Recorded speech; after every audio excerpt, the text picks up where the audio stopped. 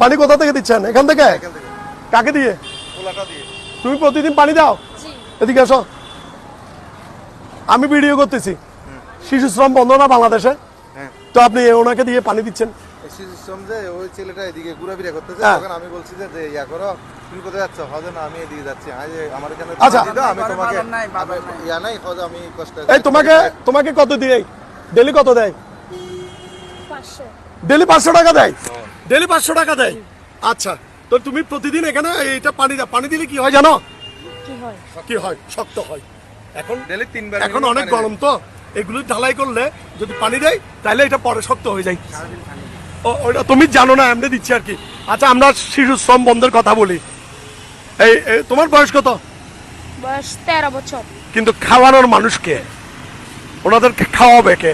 অন্তত এখানে পানি দিয়ে ডেলি 500 টাকা বাচ্চা স্কুলে যাও না? না।